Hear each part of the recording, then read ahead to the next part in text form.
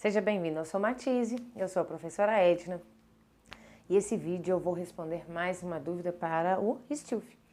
Bom, super legal, a dúvida super rápido de responder é o seguinte: quando eu tenho duas retas perpendiculares, lembrando que perpendiculares são retas que se cruzam, né, em forma de cruz, ou seja, com ângulos de 90 graus, tá? Então isso que seria ser perpendicular. Então, ó, a questão fala assim: as retas do plano R, que é 1/3 de x menos 1, e S, que é AX mais 2, são perpendiculares se...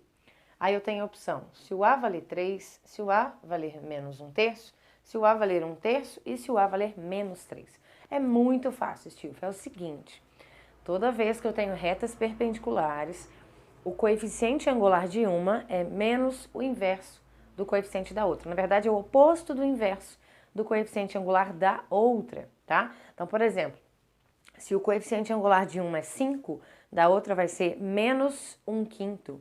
Se o coeficiente angular valer 1/7, a outra vai valer menos 7, né? Ou 7 sobre 1. E a ideia é sempre essa, fazer o inverso e trocar o sinal. Então, onde fica o coeficiente angular de uma reta, né, do plano cartesiano? É o número que na equação reduzida, que é o que a gente tem, que normalmente é y igual a uma parte com x mais um número, aqui só está omitido o y, tá como se fosse o r e o s, tá? Mas é a mesma ideia. Então, quando eu tenho a equação na forma reduzida, o número que fica na frente do x, o coeficiente do x, representa o coeficiente angular da reta. O que é o coeficiente angular da reta?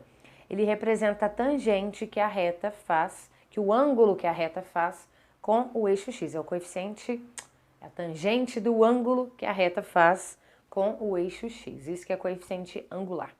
Bom, então nesse caso, Stilf, a primeira reta, o coeficiente angular, o número que está na frente do x, é 1/3. O coeficiente angular da segunda reta, que está na frente do x, é o a, que é justamente o que ele quer saber. Então, quem tem que ser o valor de a se as retas são perpendiculares? É o que eu comentei. É só colocar o inverso e trocar o sinal. Então, o inverso de 1/3 é 3 sobre 1. Que nós podemos simplesmente colocar 3, né? Não há necessidade de colocar 3 sobre 1. E trocamos o sinal.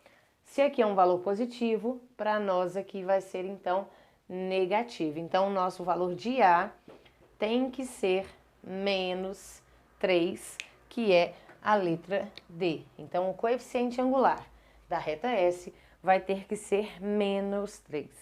Existe uma formulazinha para a gente chegar nisso, né? Mas eu já dei a resposta, mas só para vocês enxergarem. Deixa eu colocar com a fórmula. A fórmula é o seguinte: o coeficiente angular da reta R vezes o coeficiente angular da reta S é igual a menos 1, sempre isso. Coeficiente angular de uma reta vezes o coeficiente angular da outra reta, no caso eu estou falando de retas perpendiculares, que é aquelas que formam uma cruz, ângulos de 90 graus. Então, o coeficiente angular dessas duas retas multiplicados sempre vai dar 1. Então, o coeficiente da reta R é 1/3. Vezes da reta S, no caso é o A. Isso tem que dar menos 1, certo?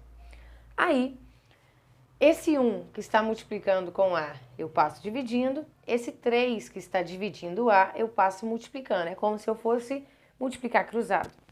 Então, eu teria aqui A igual a menos 1 vezes 3, que é menos 3, e dividido pelo 1. Então, o 3 que está embaixo vem para cima, o 1 que está em cima vem para baixo. Então, olha lá, é o que eu comentei com vocês, menos 3 sobre 1, que nós colocamos apenas menos 3. Então, é isso. Se eu tenho duas retas perpendiculares, o coeficiente angular de uma é é o oposto do inverso do coeficiente angular da outra. Combinado? Entenderam o macete? Muito fácil, não é? Espero vocês nos próximos vídeos.